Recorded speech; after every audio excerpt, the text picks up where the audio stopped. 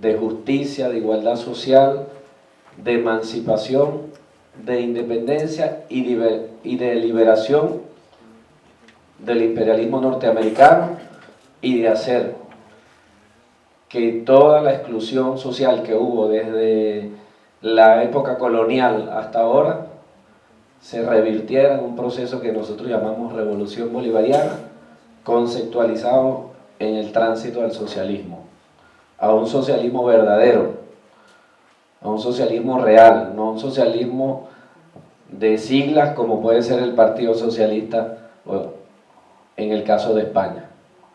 Nuestro socialismo no es una sigla de un partido. Nuestro socialismo se traduce en inclusión para los indígenas, en inclusión para los afrodescendientes, en inclusión para los jóvenes, para la mujer, en igualdad de derechos sociales, en que el petróleo no se lo lleven a Estados Unidos y las riquezas quedaran en las grandes transnacionales del petróleo. Y ese fue el pecado de Hugo Chávez. El pecado de Hugo Chávez fue liberarnos de ser una colonia de los Estados Unidos de Norteamérica. El pecado de Hugo Chávez fue no arrodillarse al Fondo Monetario Internacional. El pecado de Hugo Chávez fue tomar en primer lugar a los pobres, al ser humano, y no al capital, y no al dinero. Y ese ha sido el único pecado que nosotros hemos cometido y que seguiremos cometiendo mientras estemos vivos.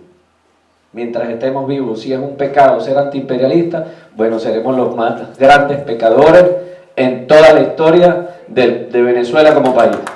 Seguiremos pecando, si eso es ser anticapitalista, antiimperialista, y si eso es colocar al hombre, al ser humano, como el centro fundamental de la política, como el centro fundamental de un gobierno, no a las élites ricas, no a las oligarquías que dominaron Venezuela y que hoy buscan otra vez recuperar lo que perdieron, los privilegios.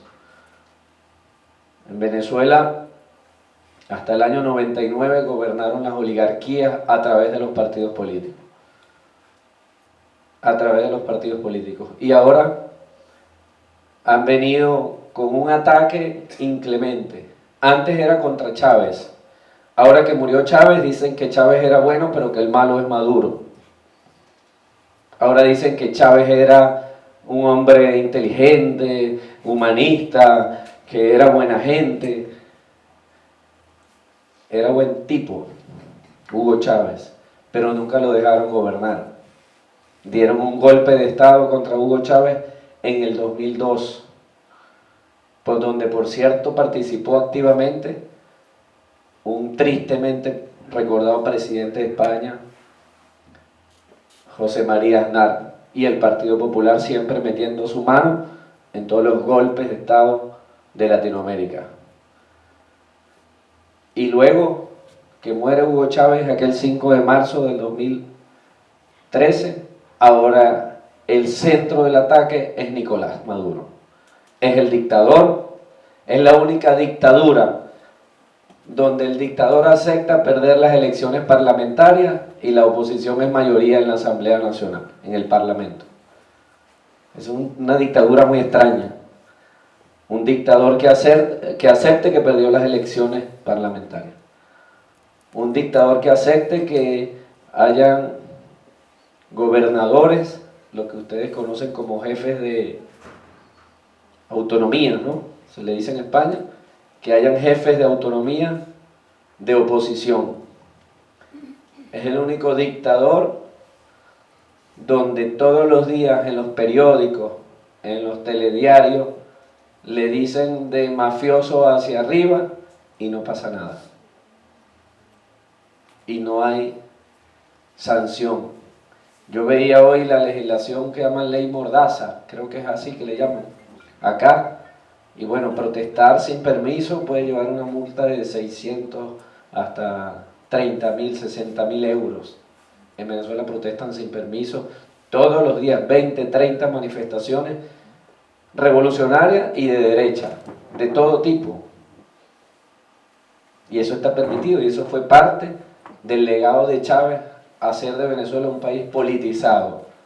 Un país que antes del 99 se dedicaba a ver telenovelas y programas de cotilleo, es que le dicen acá, cotilleo.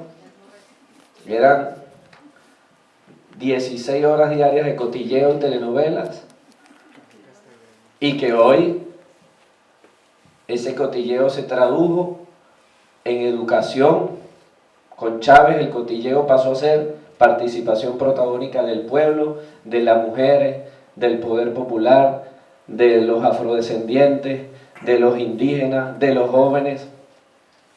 Sin Chávez y sin la revolución bolivariana, un joven de un barrio humilde como este diputado que le está hablando y como esa indígena que está acá, jamás hubiésemos podido ser diputados.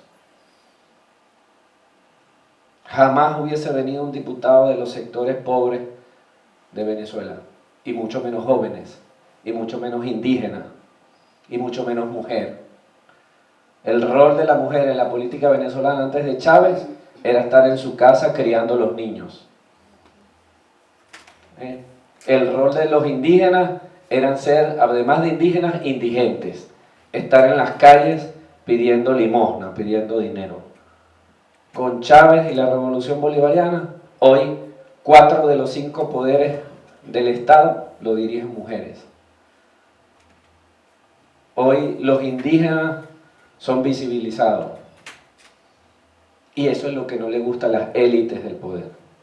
Por eso nos llaman dictadura. Por eso ustedes ven que los telediarios españoles, en lugar de hablar de España, le dedican un 25% de sus noticias a hablar de Latinoamérica, y especialmente a hablar mal de Venezuela. Y que venezolanos que llegan acá con dólares subsidiados por el petróleo venezolano, vienen acá a hablar mal de Venezuela. Y pagan su ticket de avión con el dólar que le subsidia la petrolera venezolana. Y sus hijos van a las universidades que gracias a la revolución bolivariana son gratuitas. Y entonces, como no han podido revertir ese orden, se han ido a la violencia. Leopoldo López, por ejemplo, que vimos ayer esa ofensa, colocada una pancarta, una fotografía de él eso es el ayuntamiento, en la Puerta del Sol, en la Comunidad de Madrid. Bueno, imagínense. Yo me pregunto si en el ministerio o la alcaldía de Caracas, que la dirige un alcalde revolucionario, si colocáramos, no sé, una pancarta de quién, de un dirigente de ustedes, de la izquierda, de Otegi, por ejemplo, inmediatamente seríamos denunciados y se generaría un conflicto diplomático entre los dos estados y Venezuela patrocinando el terrorismo. Pero si colocamos el de Leopoldo López, que participó en el golpe de estado contra Hugo Chávez en el 2002 y fue ya beneficiado de un indulto, de una amnistía, de un perdón presidencial en el año 2007. Es decir, es un reincidente. Él y su compañero Enrique Capriles atacaron la embajada de Cuba en el 2002. Agredieron la embajada de Cuba en el año 2002. Él es el dirigente más consentido del fascismo y de la ultraderecha venezolana. Porque no solo es que representa uno de los sectores de oposición, sino que representa el sector más Mussolini, más hitleriano de la derecha venezolana. Y además es representante de la élite rica de Venezuela. Su familia han estado y han gozado de los mieles del poder desde hace 200 años. Y su partido político nació de unos cheques que su señora madre sacó de la petrolera venezolana, de manera que es un partido que nació incluso de la corrupción. Y esos son los Nelson Mandela, los Mahatma Gandhi que intentan venderle a los españoles.